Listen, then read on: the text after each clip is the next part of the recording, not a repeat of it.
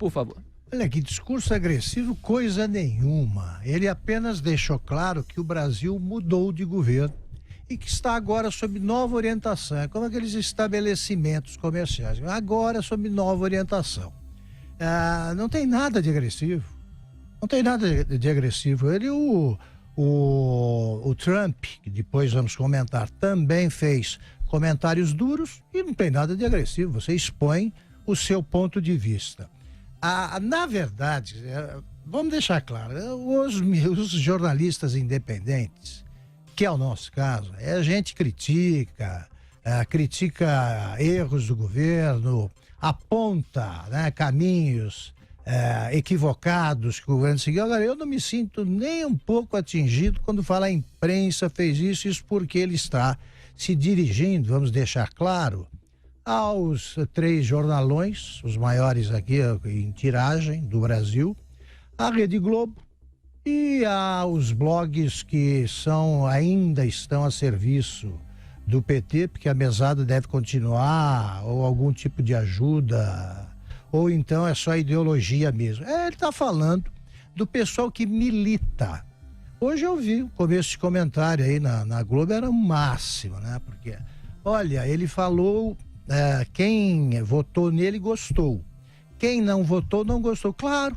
Claro, o governo mudou. Eu, por exemplo, gostaria até que ele se estendesse mais sobre a política externa da canalice, que acabou. Porque outro dia o Lula deu uma entrevista, não me lembro para quem, da entrevista Todo Dia, praticamente, ele disse assim: o Brasil, para ter protagonismo, tem que ser generoso. Por isso é que ele estava explicando os negócios que o Brasil fez na África e que ele levou uma boa parte do dinheiro. E com esse cinismo, já precisavam ajudar os ditadores amigos da África e tal. Pois bem, o Brasil é um país pobre. Ele não tem dinheiro para emprestar para os outros. Quem faz isso faz porque está interessado na negociata. O complexo o Lula vivia falando isso, complexo de vira-latas, tá na hora de explicar. O Nelson Rodrigues criou essa expressão aplicada ao futebol. Quando o Brasil perdeu a Copa de 50, até 1958, quando o Brasil venceu pela primeira vez a Copa do Mundo, ele dizia que o brasileiro tinha complexo de vira-lata porque não acreditava que tinha o melhor time de futebol do mundo. Produzir os melhores jogadores do mundo, era isso. Ele não usou mais a expressão depois de 1958. Com o Lula, o Brasil foi o pobretão metido à besta, que se fantasia de rico com um fraque puído nos fundilhos. É isso. E fica jogando dinheiro fora para ganhar. Pois bem, recebi com muito interesse o resumo da herança maldita que finalmente foi feito na sua primeira apresentação na ONU. O Bolsonaro deixou claro que o Brasil queria ser uma Venezuela tamanho família, deixou um país quebrado, o PT deixou um país quebrado para ele, que o Brasil tem dificuldade e que está mudando e tentando resolver os seus problemas. Falou dos acordos econômicos, fez um balanço ligeiro, claro, né? Não podia falar por tanto tempo, dos primeiros 8 meses e explicou, desmentiu o que são falácias mesmo sobre a Amazônia. Vai botar em poesia essa história de pulmão do mundo, patrimônio da humanidade. Patrimônio da humanidade também tá. As pirâmides do Egito são. Por que a humanidade não reivindica o controle delas? Não dá, né? A Amazônia é brasileira e o governo, ele falou tranquilamente, deveria ter sido sempre assim, desde o primeiro momento da crise. E explicou que o Brasil não abre mão da soberania e que sabe cuidar sim da Amazônia. Tanto que é a maior floresta tropical do mundo. Os outros não têm. Por quê? Porque perderam. O Brasil tem índios, agora eles vão ficar como? Vão ser exibidos à visitação pública como uma coisa para mostrar como é que era o Brasil em 1500. A aculturação é inevitável. É inevitável. Acho graça nesses anos brancos, né? Tão preocupados com os índios, que querem que os índios continuem assim, mas eles não vestem tanga, né, para ficar lá na selva com eles. Eles vão e usam tudo que a civilização proporciona. Então o discurso foi firme, foi sério. Eu não citaria o Raoni, dá muita relevância para quem não tem. Ele devia ter falado como, mas isso é uma coisa menor. Devia falar como ele fez com o Macron, não cita o nome. Todo mundo entendeu a quem ele se dirigia. E repito, nada de agressivo. A imprensa brasileira, infelizmente, fica reagindo assim, primeiro porque eu acho que eles têm o mesmo redator de manchetes, todos os jornais. Foi o que pareceu hoje. Parece isso, eles têm o mesmo cara que faz para todos. Segundo, a imprensa faz oposição, como se o Bolsonaro tivesse mentido. Ele não mentiu. Aí na Globo eles contam assim, ele falou 5 vezes em socialismo, mas é pior, o PT está infestado de comunistas. Alguém duvida? O Brasil queria ser a Venezuela. E mais, o discurso foi bom, foi claro e deve servir de modelo para que ele siga. Não tem que reagir com o fígado. Deve reagir com esclarecimentos. Foi o que se fez hoje.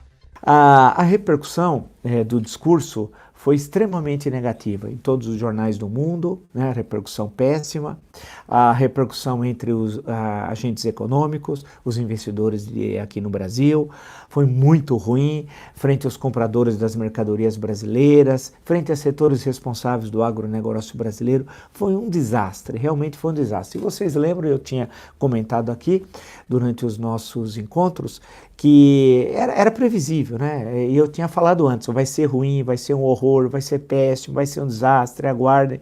E o que ocorreu ontem foi aquilo. E a repercussão também, eu saberia que era uma repercussão muito negativa. Por exemplo, o embaixador Rubens Recupero, uma pessoa brilhante, um brilhante diplomata, teve funções extremamente importantes na UNCTAD, em tudo, né? Em várias a atuação internacional durante mais de 40 anos, foi ministro também.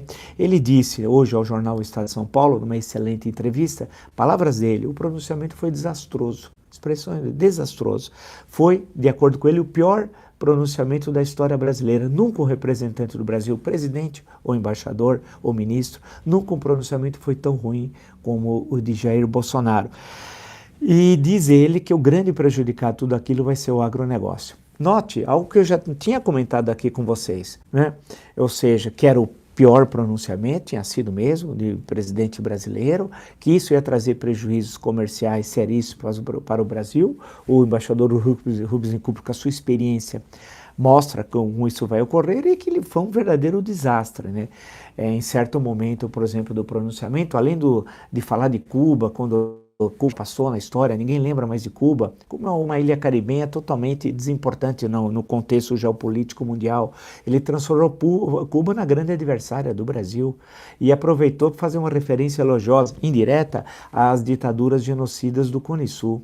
É algo intolerável, né? Aquele negócio assim inacreditável. E assim ele o fez, né?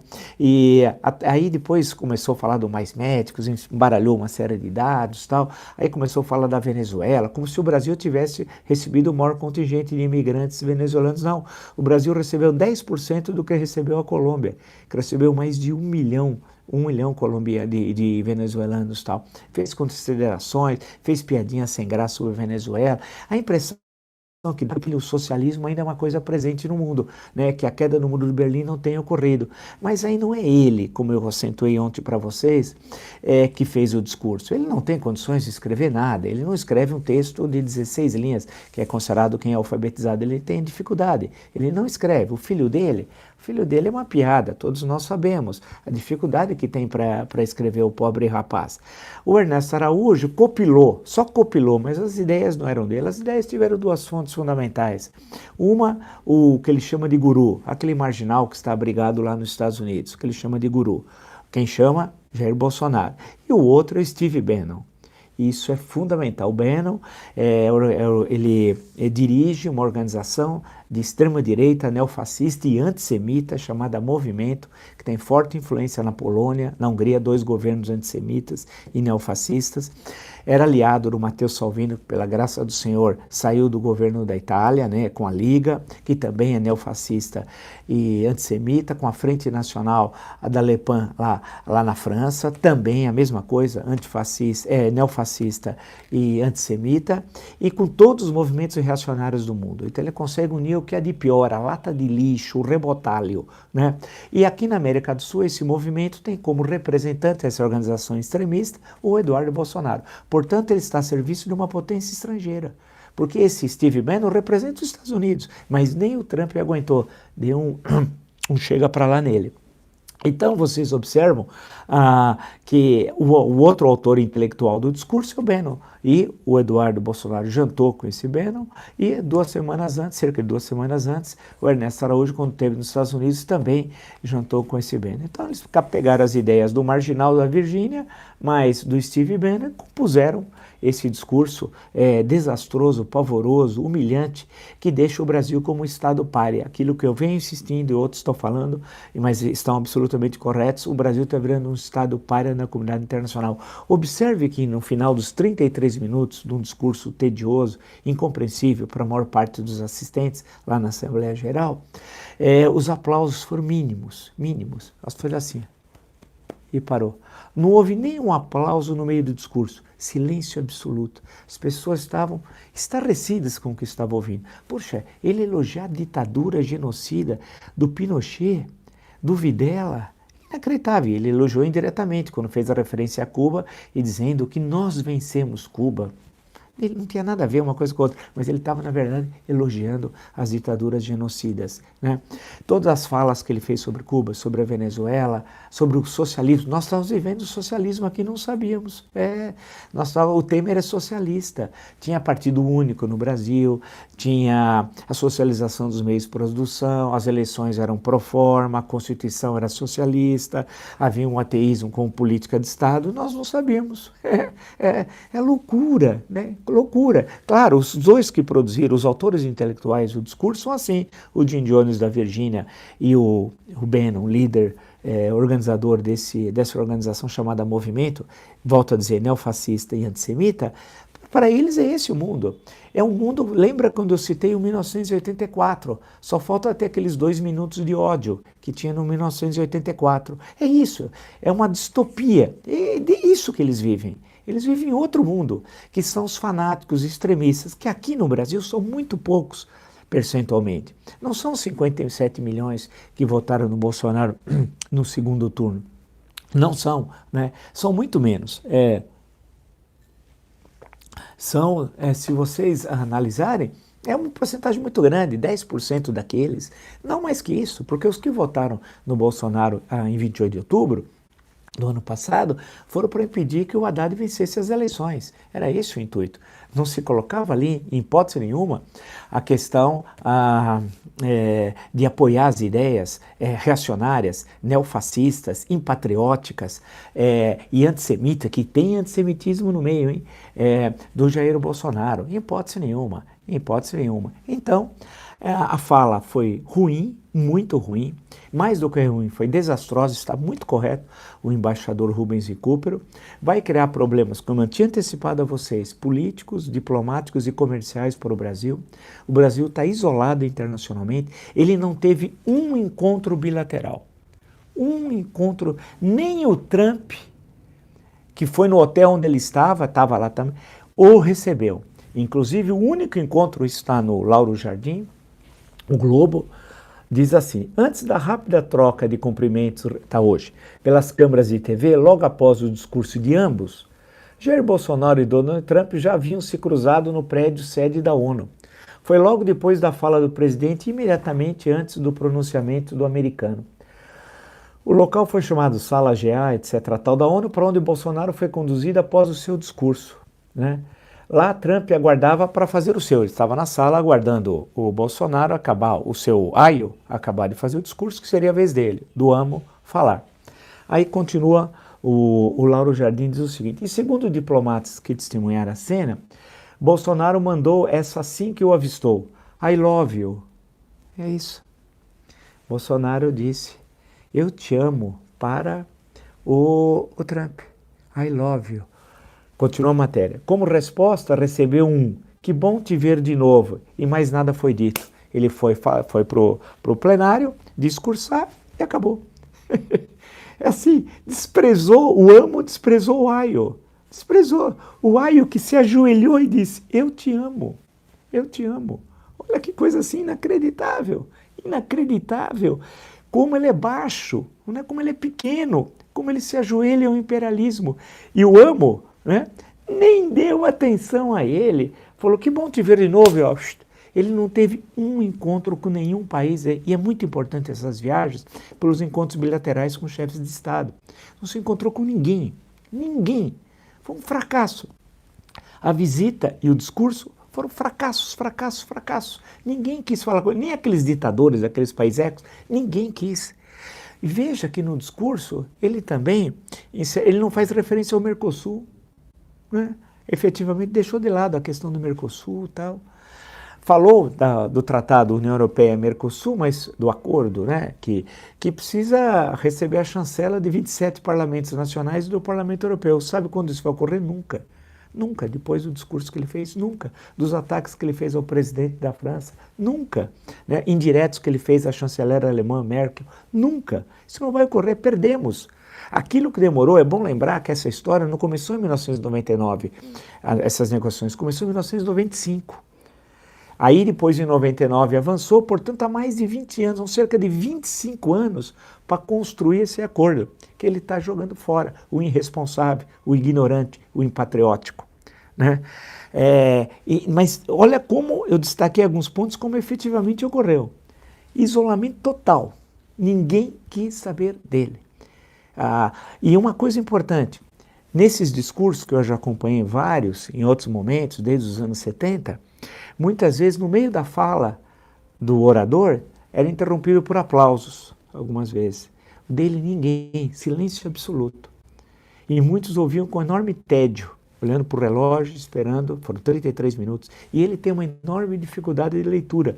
Ele não consegue ler. Ele olha, vocês percebem, era um TP que não aparecia aqui, né? Um teleprompter aqui, né? Depois assim, ele tem muita dificuldade de ler, porque ele é uma pessoa com uma cultura muito pequena, baixa, ele tem problemas cognitivos que são evidentes, qualquer um percebe, né? E ele tem dificuldade, ele não consegue concatenar um parágrafo com o outro. Além do discurso, seu caos em termos de estrutura, não tem estrutura o discurso. Começa a falar de um assunto, salta para outro, pula para outro, pula para outro. Aí, em certo momento, ele começa a falar de religião. Religião na ONU. Começa a falar nos missionários cristãos. É um absurdo. E quer criar um dia internacional contra a perseguição religiosa. E aí vai indo. E aí depois de destilar violência e ódio durante 32 minutos, no último minuto ele fala da Bíblia para encerrar o discurso. Em nome de Jesus. Só faltou fazer assim, em nome de Jesus, que é a coisa mais hipócrita que eles gostam de fazer, né? Em nome de Jesus, com os dedinhos para cima. Só faltou isso. Foi, portanto, um pior momento da história diplomática brasileira, desde 7 de setembro de 1822, quando nasceu o Brasil. O Brasil nasceu no Ipiranga, né? Eu escrevi hoje um post de manhã, pode ver que está lá no blog, né?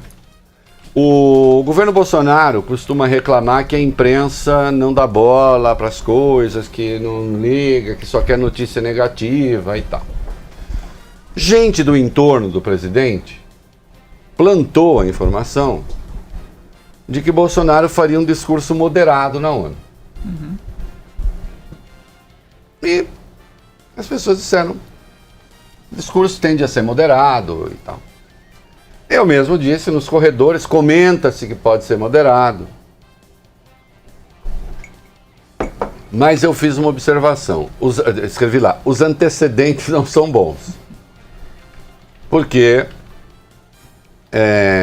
ficou sabendo que o discurso foi feito com o concurso, com a ajuda, né, do nosso Ernesto Araújo, ministro das Relações Exteriores, discípulo de Olavo de Carvalho, do tal Felipe Martins, discípulo do Olavo de Carvalho, secretário para Assuntos Internacionais. Secretário para Assuntos Internacionais. É um garoto que saiu, o primeiro emprego dele é ser secretário para assuntos internacionais. Né? Que pelo menos o primeiro emprego conhecido, né, Felipe? Isso não é uma ofensa. Eduardo Bolsonaro, aluno de Olavo de Carvalho, né? E que tem Olavo de Carvalho como mestre, como guia. Essas pessoas têm uma visão de mundo pronta e preparada para combater o chamado globalismo, né? Que seriam os aspectos nefastos da globalização. E também o general Augusto Heleno. Bom, o general Augusto Heleno tem a visão média que os militares têm sobre a Amazônia é nossa, ninguém toca, etc. e tal. Era difícil com esse conjunto de influências, e só por isso sair um bom discurso. E não saiu. Não saiu. Não é só um juízo meu, né? O juízo dos mercados indicam isso. É bom lembrar que Ernesto Araújo tinha tratado do discurso do Bolsonaro com ninguém menos do que Steve Bannon, que é o líder da extrema-direita populista. Ele é dos Estados Unidos, mas pretende ter uma influência, veja você, globalista. Ele pretende ser um globalista anti-globalismo, o globalismo da extrema-direita populista. E o próprio Eduardo se encontrou nos Estados Unidos com o Steve Bannon, consta. Vamos lá. Eu não tenho... quando eu acho que a coisa é ruim, eu digo que é ruim. Quando eu acho que a coisa é boa, eu digo que é boa. E pretendo expor os fundamentos daquilo que estou dizendo. Ô, Fábio Cuba. Sim. Há até coisas certas no discurso do Bolsonaro. Há até coisas certas. Tem tanta coisa errada que consegue até ter coisa certa, né? Então vamos lá. O presidente Jair Bolsonaro falou, por exemplo, sobre a Venezuela. O que está certo ali, embora venha misturado com pitadas de delírio. O delírio da turma. Mas há um elemento ali que é verdadeiro. A saber, vamos lá, tem aí? Tem. Vamos lá. O Brasil também sente os impactos da ditadura venezuelana. Dos mais de 4 milhões que fugiram do país, uma parte migrou para o Brasil, fugindo da fome e da violência. Temos feito a nossa parte para ajudá-los através da Operação Acolhida, realizada pelo Exército Brasileiro e elogiada mundialmente. Trabalhamos com outros países, entre eles os... De fato, são 4 milhões, desde que começou a crise venezuelana, os exilados da Venezuela, o que é uma barbaridade, o que indica o absurdo daquele regime e o erro fundamental que cometem setores das esquerdas brasileiras quando, chame-se do que quiser, dão um endosso àquele regime, um regime fascinoroso que mata as pessoas de fome, que tortura, que faz prisioneiros políticos. Mas pressionada pelos Estados Unidos, bom, esse discurso não cola, né? Sim, pressionada pelos Estados Unidos, agora a miséria que chegou ao povo venezuelano nada tem a ver com isso. Então é verdade. O Brasil, no entanto, acolhe uma parcela muito pequena dos venezuelanos, é bom que fique claro, né? A maioria deles desses migrados, migrou para a Colômbia, o Equador recebeu uma parcela grande, o Peru recebeu, o Brasil recebeu uma parcela pequena, e não tem nenhum elogio mundial, isso daí é conversa mole, elogio mundial ao trabalho que os brasileiros têm feito, aí é pura retórica para tentar chamar a coisa para si mesmo. Agora, isso que o Bolsonaro está dizendo, esse número é verdadeiro, esse número é atestado por organizações internacionais, né? São 4 milhões os exilados da Venezuela, o que é uma estupidez, né? Então não venham dizer que aquele regime é, de alguma maneira, defensável. Agora, quando o Bolsonaro avança para outras questões, aí então cabe reparos. Então, dentro daquilo que é um acerto, vem isso aqui que não procede. Vamos lá. Estados Unidos, para que a democracia seja restabelecida na Venezuela, mas também nos empenhamos duramente para que outros países da América do Sul não experimentem esse nefasto regime. Para. Pressão com os Estados Unidos está sendo feita, tentaram ali aquela pataquada com Guaidó. Felizmente, os militares brasileiros tiveram o bom senso de falar, não vamos brincar de fazer intervenção, porque havia esse espírito ali na turminha, né? O Ernesto Araújo chegou a sugerir que se abrisse um corredor na Amazônia para os Estados Unidos passarem e fazerem intervenção na Venezuela. Um delírio enlouquecido. Mas aí vem o Bolsonaro e diz, nos empenhamos duramente para que outros países da América do Sul não experimentem esse nefasto regime. O que isso quer dizer? Eu não entendi. O Brasil, por um acaso, está tomando alguma providência para interferir na realidade interna de outros países? É isso? Eu vi uma interferência do Bolsonaro na eleição argentina e vi no que deu, inclusive. Não por causa dele. Mas será eleito na Argentina um governo que foi hostilizado já de saída, antes de ser eleito pelo governo Bolsonaro. Né? O que quer dizer nos empenhamos para que outros países não... O Brasil, por acaso, está numa luta continental anticomunista? É o anticomunista na cabeça deles? A gente, por acaso, está financiando algum partido de direita mundo afora? O que nós estamos fazendo? Não entendi. Quando você fala isso na ONU, isso quer dizer o quê? É uma pergunta. Notem, eu não estou nem concordando nem discordando. Eu quero saber o que é. Eu vou discordar agora, em seguida. Mas eu quero saber o que é. Empenhar-se para que governos não façam isso. Eu não tenho a menor noção do que isso significa. Nós estamos financiando grupos políticos, o que nós estamos fazendo? Aí sim, vai lá, sequência.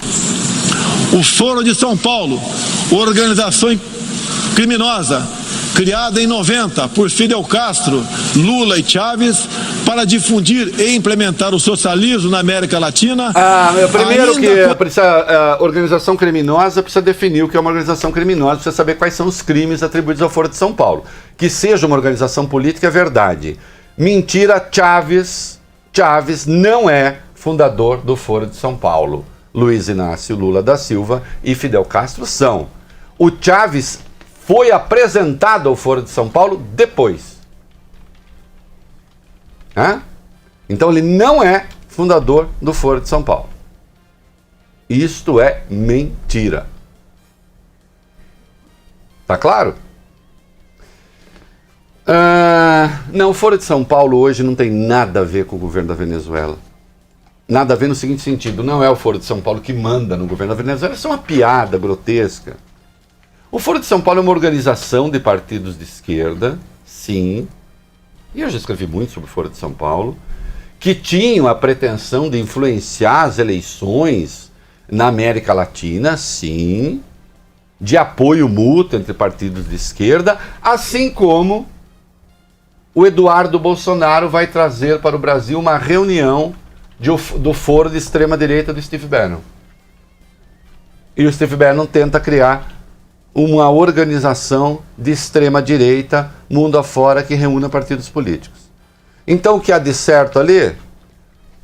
A ditadura venezuelana é uma ditadura, 4 milhões de pessoas se exilaram, já, uma parte veio para o Brasil.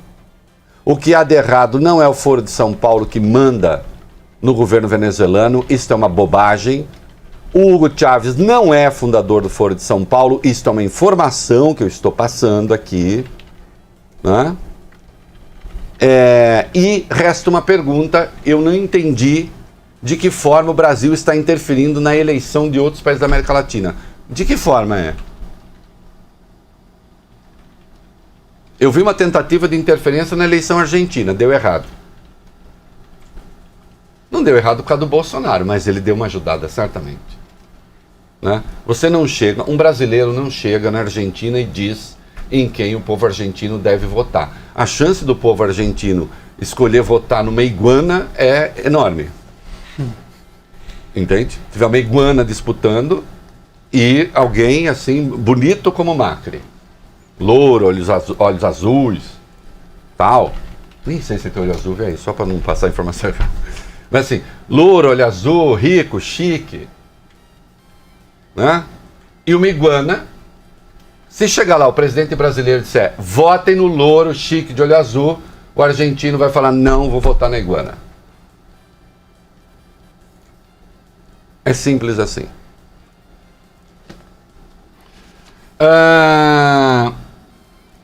Ele falou uma coisa certa sobre agricultura e pecuária, com alguma correção de conteúdo. E esse também é um assunto de que eu gosto, porque eu já escrevi sobre isso muito antes do Bolsonaro se interessar por isso. Ele ainda estava lá lutando pelo soldo dos militares e tal, e eu estava discutindo o Código Florestal, para o qual ele não deu a menor bola. Né? Então ele disse, agora, depende do que se quer fazer com isso. Vamos lá. Não podemos esquecer que o mundo necessita ser alimentado.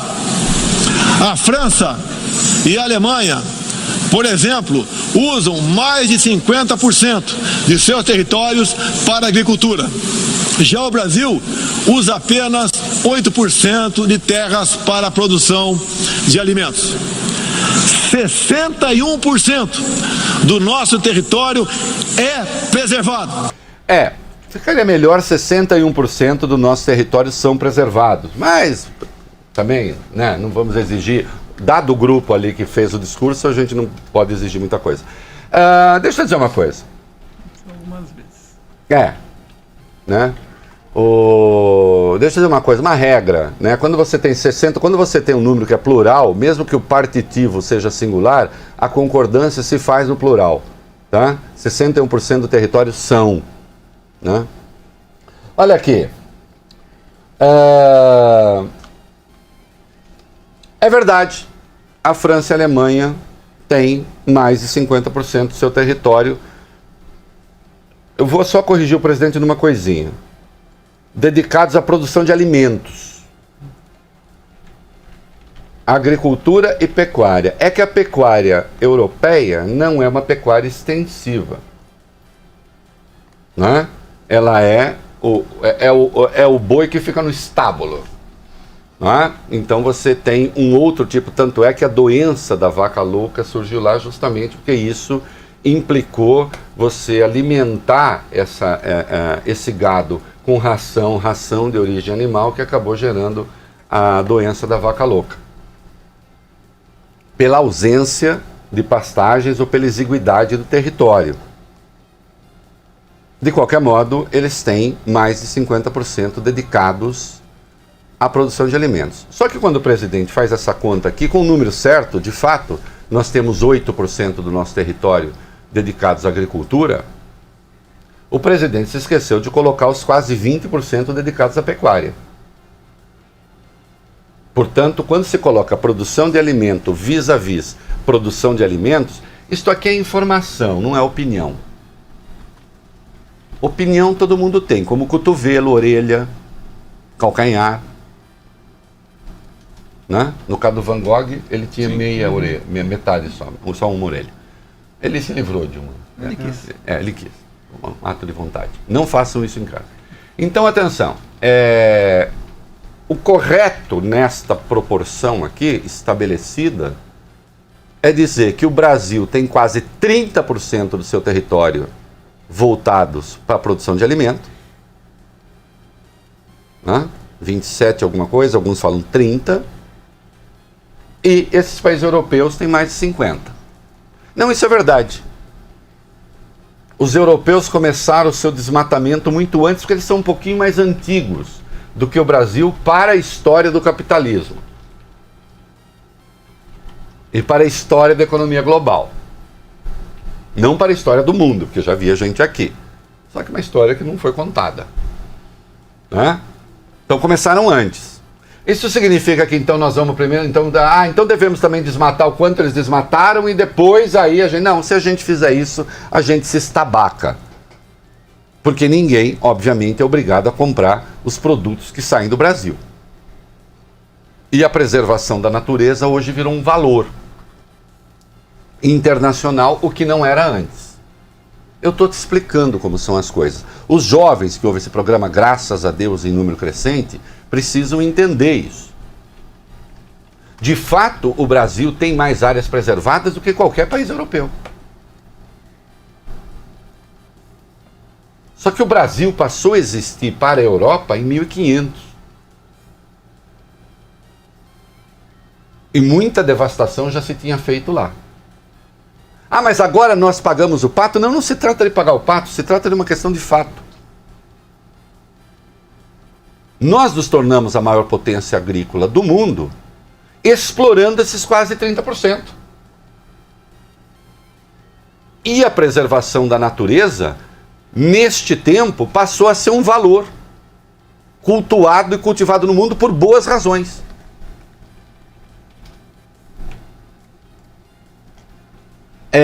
Os ultradireitistas, os delirantes, dizem que essa história de capitalismo verde é uma invenção do comunismo. Não, e esta afirmação é que é uma invenção da burrice. Porque o capitalismo verde existe efetivamente.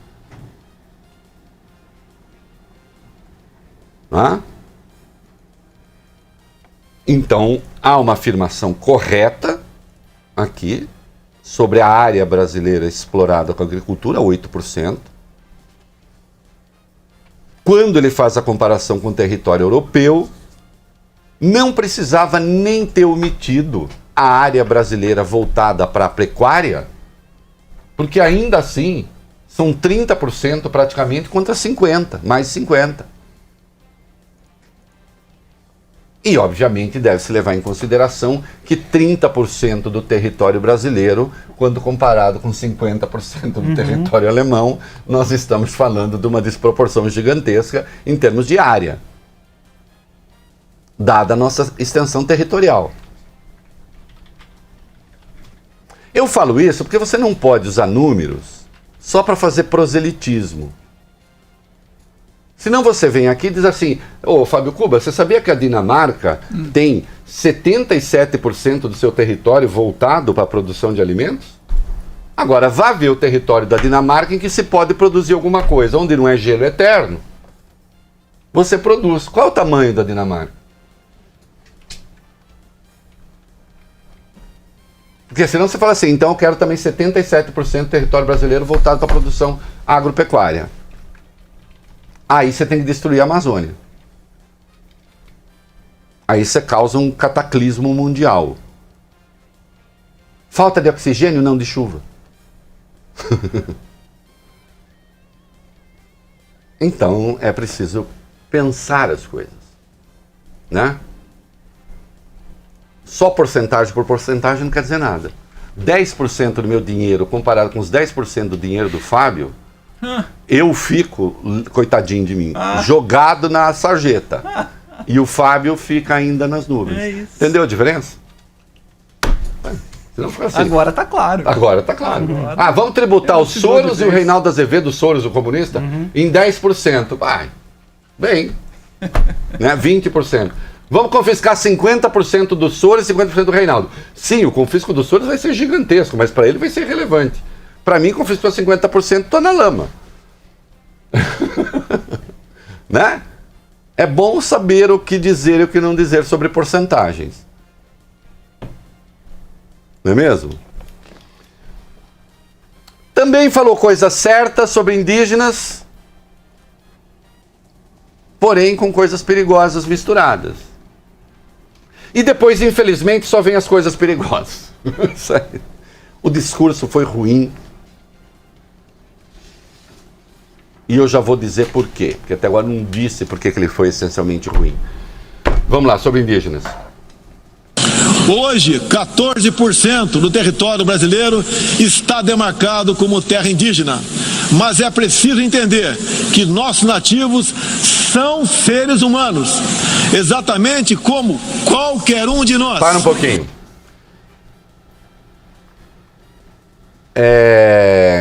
Eu só corrijo aqui o termo demarcado. Demarcado mesmo não são ainda esses quase 14%. São áreas que ainda estão para demarcar, mas de qualquer modo são áreas destinadas a reservas indígenas, ou já demarcadas, ou em processo de demarcação. Esse número é verdadeiro? É. É isso mesmo. É uma extensão territorial gigantesca? É. É porque o Brasil é gigantesco. Se vocês notarem, é quase o dobro do que se destina à agricultura. Só que aqui vem o raciocínio simplista. E é isso que me incomoda. Eu briguei tanto pelo Código Florestal, eu trabalhei tanto essa questão. Veio essa direita chucra. Não estou necessariamente chamando o presidente de direita chucra, mas a base de apoio dele é constituída em grande parte dessa direita chucra, e resolveu confundir tudo. Então, quando você diz, nós temos quase o dobro do que se destina à agricultura em terras indígenas, é verdade. A questão é saber se você poderia pegar essas terras indígenas e produzir lá. Porque parte dessas terras indígenas, dessas reservas, estão no meio da Amazônia. Você consegue ir lá produzir no meio da Amazônia? Você consegue ir lá produzir no meio de tribos que são ainda tribos isoladas? Ele próprio reconheceu, são 65 povos isolados.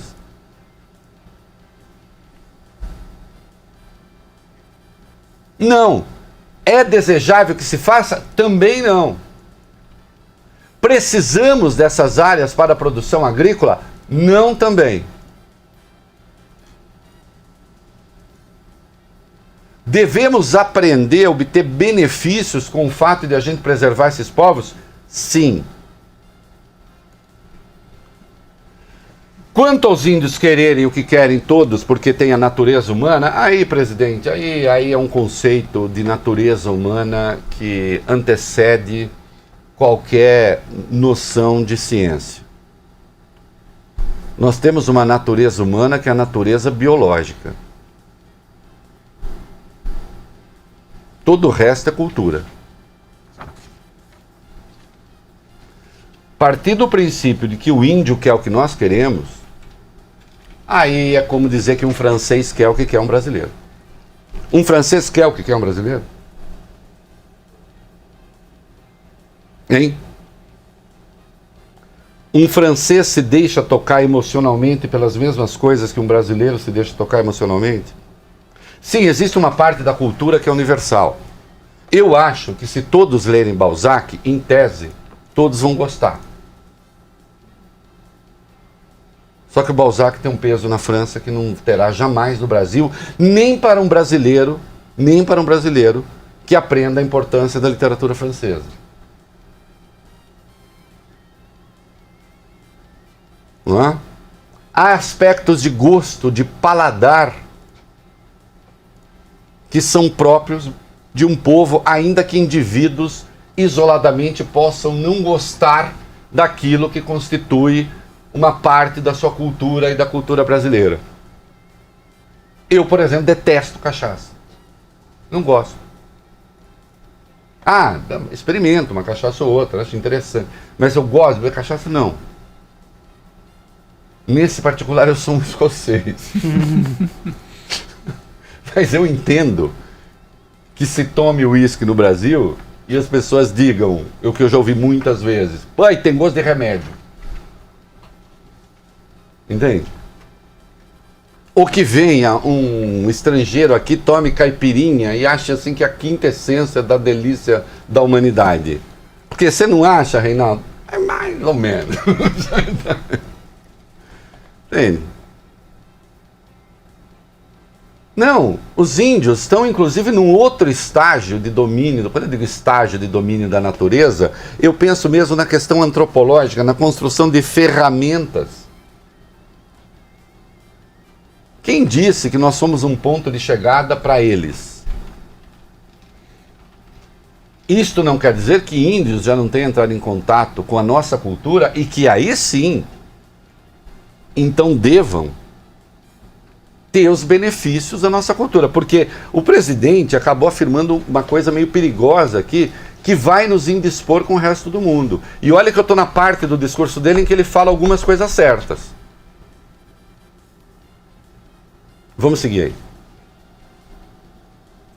Eles querem e merecem usufruir dos mesmos direitos de que todos nós. Para só um pouquinho. Esta frase nem errada é, porque a gente poderia ir lá na Rocinha e dizer isso.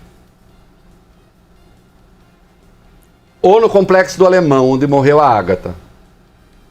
Eles querem e merecem usufruir de todos os direitos que nós temos. Nós quem, cara pálida? Já que estamos falando de índio. Não conseguimos garantir isso nem as crianças que fazem parte, então, disso que chamamos cultura brasileira.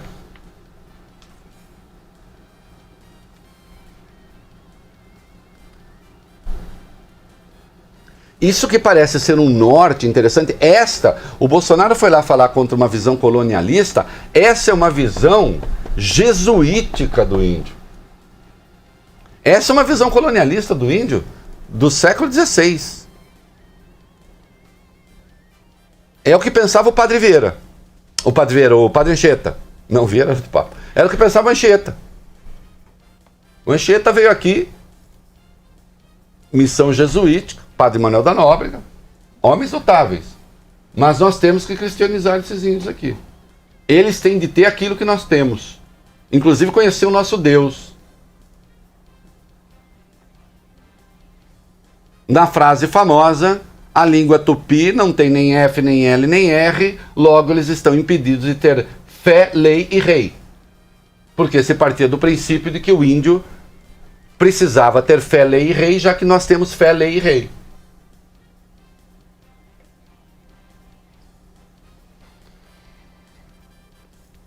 Essa é uma visão atrasada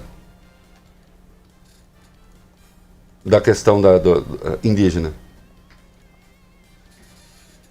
Porque isso que o presidente está querendo não vai acontecer. E onde já aconteceu, o tratamento tem que ser diferente. Notem que eu não estou dizendo que o índio tem que ficar intocado. Mais adiante ele vai falar de Raposa Serra dos Sodos e Yanomamis.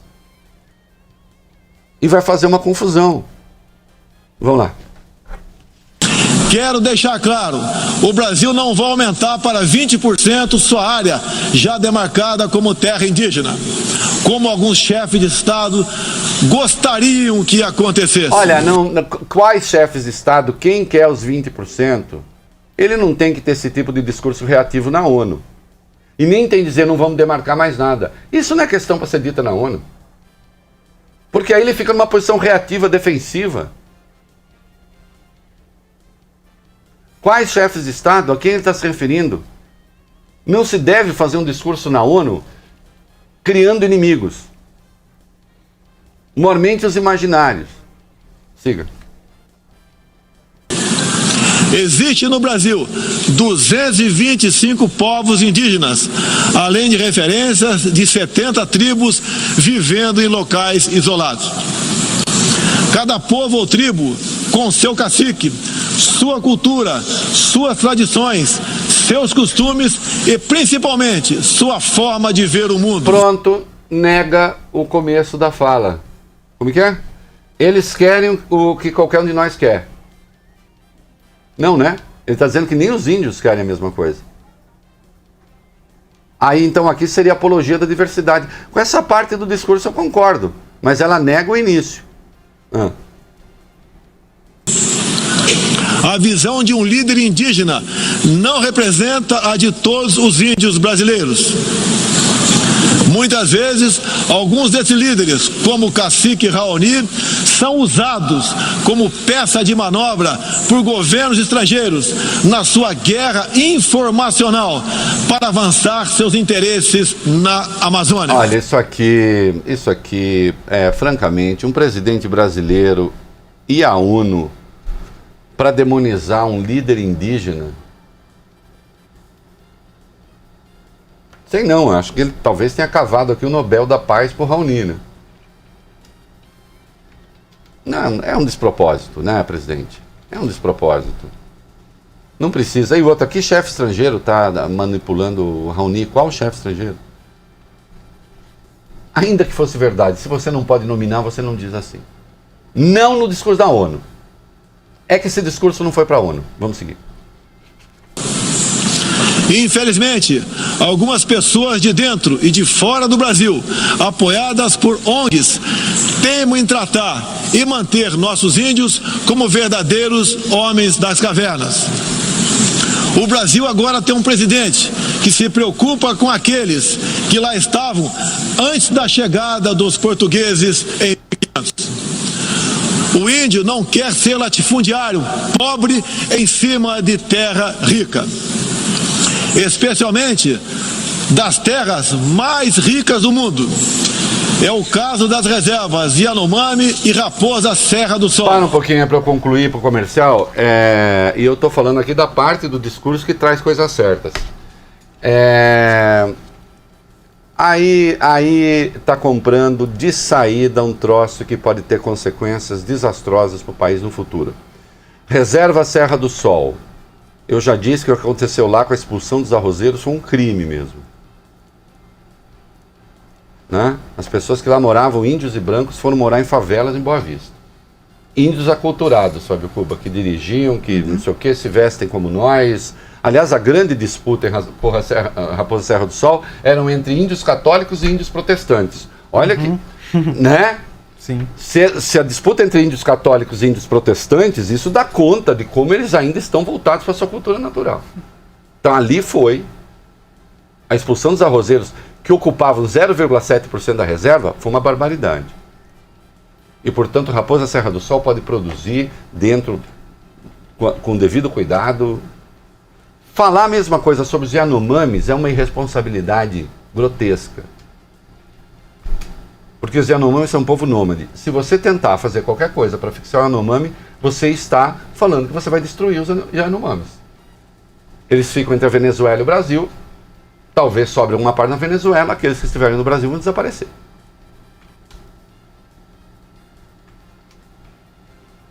E, no caso, com a sugestão de que aí será por mineração.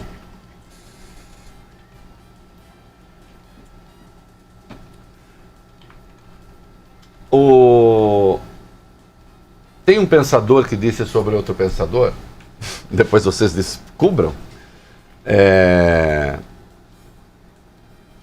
um caos de ideias claras. E não era um elogio. Então, algumas coisas são claras. Nesta parte que é acerto, hein? Mas o conjunto é um caos.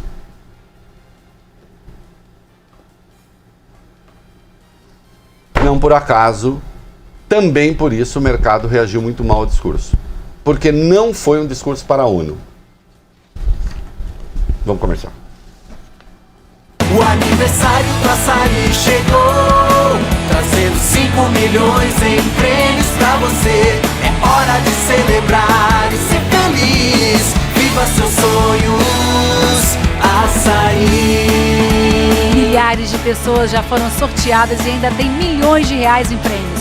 Vem logo pro Açaí e viva seus sonhos. Participe até 31 de outubro. Acesse aniversarioaçaí.com.br. Boa sorte! Açaí. Qual é o seu próximo novo?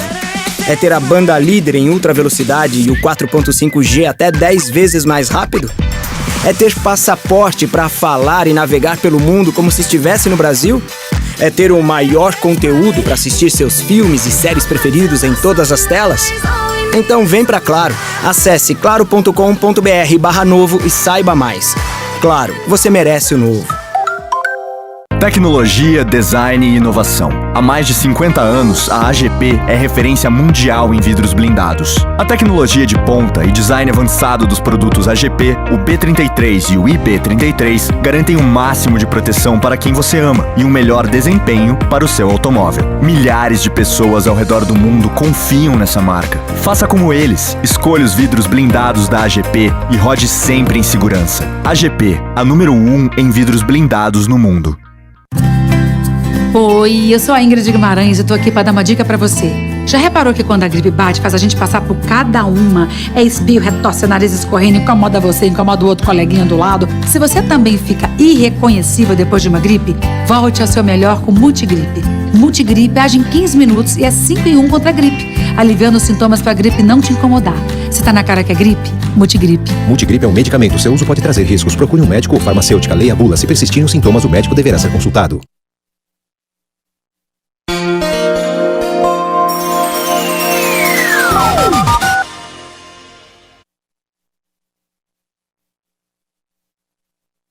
Avião sem asa, fogueira sem brasa, sou eu, assim sem você. Os nozes sem vocês. Tudo fica aqui pipiu sem frajola. Para mandar mensagem de texto e voz pra cá, o Voglio Bene 11 999 592 100. Para Cláudio de Niterói. A partir dessa lógica do governador de que o narcotráfico é o responsável pela morte das crianças, os Estados Unidos são o maior consumidor de drogas do mundo. Consome-se lá o dobro do que se consome aqui. Quantas crianças são mortas lá em função do combate que a polícia americana faz ao narcotráfico de lá? Aliás, querido, um dos melhores argumentos, parabéns aos nossos ouvintes, nem poderia ser ouvinte de outro programa, que outro programa ele ouvia, senão o nosso, né? Um dos melhores argumentos para desmoralizar a tese do Witzel. Obviamente, é uma falsidade em si, né? Mas é isso. Né? É isso. Quantas crianças morrem de bala perdida nos Estados Unidos, que já é um país que mata muito, hein? Quando você compara com a Europa. É bom que fique claro. Né? Mata muito menos que o Brasil, mas mata muito, quando comparado com a Europa. Quantas crianças morrem lá de bala perdida? Embora seja o país que mais consuma drogas no mundo. Excelente questão, para a qual o Witzel, obviamente, não tem resposta. Né? Reinaldo Luiz Henrique de São José dos Campos. O Bolsonaro não está com a incontinência tuitária dele a posto para poder escrever sobre tudo o que aconteceu no Rio de Janeiro? Pois é, né? O silêncio até agora a respeito é constrangedor. Né? E pessoas do seu entorno estão retuitando algumas falas delinquentes a respeito do que aconteceu. Né? É uma pena, né? Uma pena porque essa gente está cavando aí um passivo com o futuro que vai chegar, né? Já está aí do ponto de vista humano, a tragédia humana já está aí, mas isso tudo vira passivo político também. Podem escrever que vira. Né? Boa noite, Paulo. Caso do Rio, não é a culpa do povo que vota em gente errada há décadas? Há décadas, hein? E nesse momento você tem um prefeito e um governador que, se juntar os dois, pelo amor de Deus, o que você acha? Olha, querido, na democracia, quando você tem eleição direta, e é uma eleição direta não fraudada, a população, de algum modo, é sempre responsável. Não tenha dúvida nenhuma disso. Né? Não há que se eximir ninguém de sua responsabilidade. Apenas que é preciso que a gente matize isso também, porque, enfim, as pessoas votam segundo circunstâncias que também não foram elas que criaram, né? Então, se você tem um quadro em que uma força política relevante diz que todos, rigorosamente todos os políticos são corruptos, todos os políticos são ladrões, que as pessoas que estão aí só estão aí para destruir o Brasil, e não sei o quê, aí vem alguém se dizendo fora desse meio, é mentira, porque não é fora do meio, vem dizendo que vem fazer coisa diferente, né? Então aí, claro, a tendência é que essas pessoas acabem ganhando a confiança da população. O populismo é um risco hoje no mundo inteiro, né? Nós já falamos aqui do livro do Yasha Mounk, O Povo contra a Democracia. O Povo contra a Democracia, que merece ser lido. Né? Você tem ali circunstâncias várias, né, de vários países em que esse discurso antipolítica acaba seduzindo pessoas. Seduziu nos Estados Unidos. O discurso do Trump foi um discurso antipolítico. foi um discurso anti-establishment, inclusive contra o Partido Republicano, né? O Trump se elegeu contra os Bush. Uhum. E em matéria de conservadorismo, os Bush eram uma espécie de referência, né? No futuro, assistentes virtuais farão as tarefas do dia a dia. Senhas do futuro, nem dígito nem digital. Dinheiro e cartão deixarão de existir. A biometria será o futuro na segurança. Você vai falar e ela vai te dizer. O futuro vai chegar. Pode parecer futuro, pode até parecer distante, mas quem é Bradesco já é reconhecido por sua voz e não precisa nem de senha nem de cartão para fazer pagamentos. Fala com a Bia para fazer transferências, consulta de saldo e outras transações. Experimente o futuro com o Bradesco. Falta de espaço já não é problema na cidade, graças a Good Storage, o self-storage de São Paulo. Lá você faz locação de boxes de 1 a 250 metros quadrados, sem burocracia. É para você fazer a extensão da sua casa ou melhorar a logística da sua empresa. Visite a unidade mais próxima e conheça nossos espaços. Os planos são mensais e sem multa de cancelamento. Resolva seus problemas com falta de espaço. Acesse goodstorage.com.br ou ligue 2222 1104. A hora de descobrir o mundo é agora. Começou o Fly Festival da Turkish Airlines. Reserve sua passagem com a Turkish Airlines até o dia 25 de setembro e voe entre 20 de setembro de 2019 e 29 de fevereiro de 2020 com as tarifas especiais da Turkish Airlines. Sujeito a termos e condições. Para mais informações, acesse turkishairlines.com. Turkish Airlines. Widen your world. Começou a super liquidação da Pressolândia. Aqui a Semana do Brasil é o mês todo. Centenas de itens com descontos de verdade. Tem produtos para a casa toda. Venha conferir. Vá a uma de nossas lojas ou acesse pressolândia.com.br. Pressolândia, sua melhor casa todos os dias. Seu caminho. Falar agora da Tancredo Neves, que tem trânsito complicado no sentido da Avenida dos Bandeirantes, da saída da Anchieta, até pelo menos a Nossa Senhora das Mercês. Pistas molhadas nesse pedaço. Quem segue no sentido da Anchieta, trânsito mais intenso do que complicado. Quem faz o trajeto pelo trecho urbano da Anchieta, lento nos dois sentidos, mas pior para quem vai em direção ao litoral. E a juntas provisórias complicada quase que de ponta a ponta no sentido do centro da cidade. Oferta exclusiva Caoa X35 2020 com bônus de até 8 mil no seu usado ou taxa zero mais documentação IPVA 2019 grátis. Consulte caoa.com.br.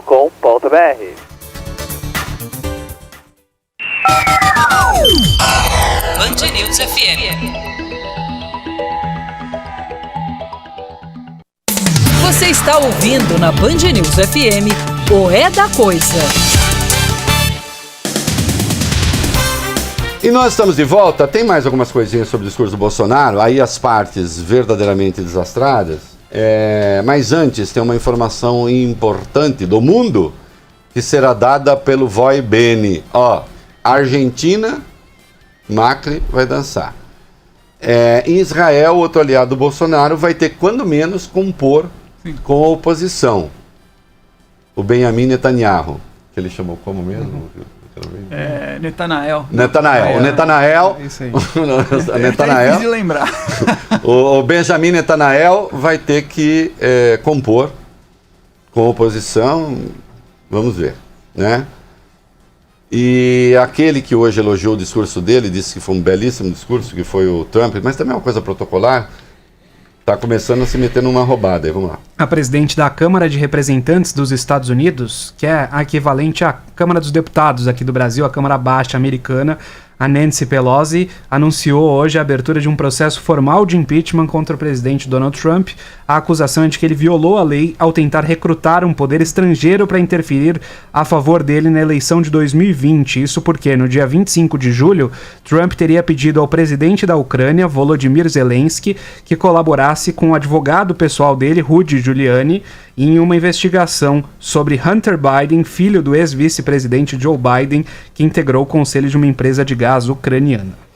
Olha, o pior é que isso é verdade. Independentemente do filho do Biden ter cometido ou não um crime, o Trump fez isso mesmo, né? Ele convoca um chefe estrangeiro a ajudar um advogado dele, advogado pessoal. Que foi prefeito de Nova York. Que foi prefeito de Nova York, contra um desafeto político. O impeachment vai dar em alguma coisa? Não, duvido, porque os republicanos têm maioria no Senado, né? Agora, que é descabido, obviamente, é descabido. Vamos continuar aqui. Tem mais um aspecto positivo da fala do Bolsonaro, quer dizer que está certo, com um pouquinho de coisa errada, e depois aí só tem desastres. Vamos lá, o item 5 aí. Vamos lá. Estamos abrindo a economia e nos integrando às cadeias globais de valor. Em apenas 8 meses, concluímos os 2 maiores acordos comerciais da história do país. Aqueles firmados entre o Mercosul e a União Europeia, e entre o Mercosul e a Área Europeia de Livre Comércio, o EFTA. Olha, deixa eu dizer uma coisa. Primeiro que o acordo com o Mercosul, União Europeia, ainda não está firmado. Sim, acho que valorizar a abertura comercial é importante. Mas o acordo com o Mercosul não está firmado.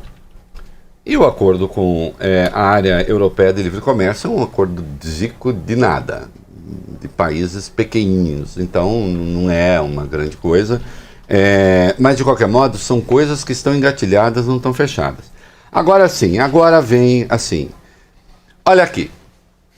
Assim diz a seguinte. O Bolsonaro não fez esse discurso para os chefes das outras nações que estavam presentes. O Bolsonaro não fez esse discurso para o conjunto dos brasileiros. O Bolsonaro não fez esse discurso, digamos, para uma certa ideia de humanidade que temos, do bem comum. O discurso do Bolsonaro foi feito para os bolsominions e para os radicais. Foi um discurso feito para os seus radicais de internet. É um discurso que, se levado a cabo, se tiver medidas consequentes e congruentes com o que está aqui, arrasta o Brasil para o isolamento. E é bom que o agronegócio fique atento. Um discurso rancoroso que lembra assim, a Guerra Fria da década de 50. O Donald Trump não vai assumir lá o seu lugar na ONU para combater o comunismo, veja você. Que sentido faz isso hoje? Né? Que chega, inclusive, até contar uma mentira em sentido estrito. Disse que foi o governo dele que se livrou do que ele chamou Cesare Battisti. É que ele estava tentando falar em francês para o Macron entender. Cesare Battisti. Cesare Battisti. Não foi. Quem assinou a deportação do Cesare Battisti foi o presidente Temer. O Battisti foi preso pela polícia boliviana quando o Bolsonaro já era presidente. Aí tem coisa que realmente é muito ruim. Vamos lá, o socialismo. Apresento aos senhores um novo Brasil que ressurge depois de estar à beira do socialismo. Olha, é uma das maiores bobagens que um chefe de Estado já disse na ONU. Então eu vou falar. Agora eu vou falar. O socialismo brasileiro foi feito, então, quando o Lula deu o maior dinheiro que a Marinha Brasileira já teve para fazer o navio a propulsão nuclear. Foi isso. Tentamos construir o socialismo dando um navio a propulsão nuclear para a Marinha Brasileira, que então é comunista. Tentamos construir o socialismo dando o maior dinheiro que o Exército Brasileiro já teve na sua história. Certo, senhores do Exército Brasileiro? Por favor, algum general quer ligar aqui para dizer que eu estou mentindo? E ainda bem que hoje não é segunda-feira, porque talvez nem eles estejam trabalhando segundas-feiras.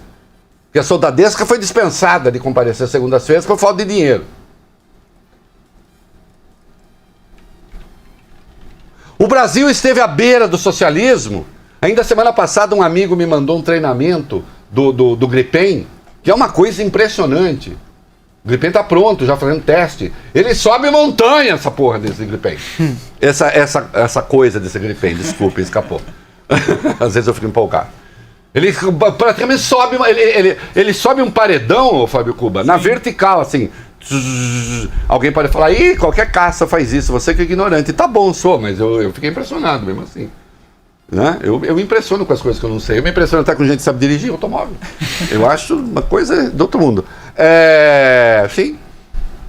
Entendeu? Já saber os Lusíadas de cor eu acho uma coisa normal, coisa de gente comum. O que eu acho fogo é, quase que sai de novo, o que eu acho fogo é saber conseguir juntar, especialmente quando é manual, carro, câmbio, embreagem, espelho, atenção. Eu acho isso fascinante. Decorar os Lusíadas é coisa que qualquer idiota faz. Agora, isso não, isso precisa muita especialidade. Então eu me impressiono com... Quem foi que comprou? Quem deu para a aeronáutica? Quem deu os recursos?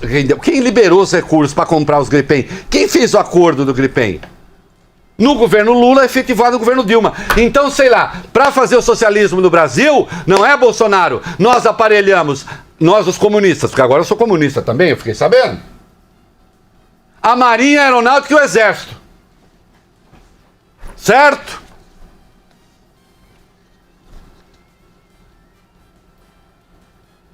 Olha, é uma bobagem que só engana trouxa. Vigaristas e trouxas.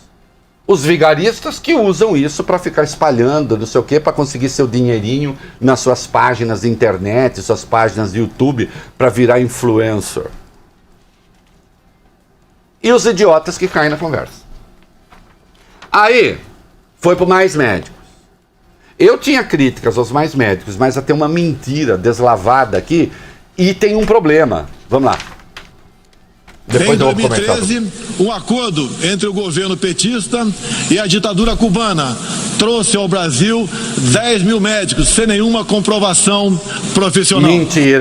Mentira, não tinha comprovação profissional aqui, mas tinham sim a comprovação profissional lá de Cuba. Quem disse que não? Nós estamos importando agora médicos que nem formados, brasileiros que são formados na Bolívia, estamos trazendo para cá. O problema é que esses médicos foram embora. E não tem médico. Tem pobre sem médico. Hoje. Né? Aí ele disse assim, foram impedidos de trazer cônjuge e filhos. Verdade. Tiveram 75% dos seus salários confiscados pelo regime e foram impedidos de usufruir de direitos fundamentais quando ele viram um verdadeiro trabalho, escravo, acredito. Essa crítica aqui, do confisco, do salário, de não sei o que, eu também fiz agora. São médicos que pertenciam ao esquema do regime cubano, tanto é que a maioria voltou. Né? A família estava lá e tal. É verdade, isso eu nunca elogiei. Agora, que fossem médicos sem confirmação, sem informação, não é verdade. E aí a tragédia é a seguinte, o Brasil ficou sem médico, né? Os pobres ficaram sem médico, porque eles não foram substituídos.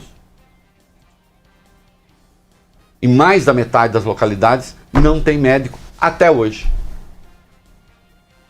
É simples assim. Né? Ah, ele disse com a complacência da ONU. Não foi da ONU, foi de uma organização ligada à OEA. Só para ser preciso.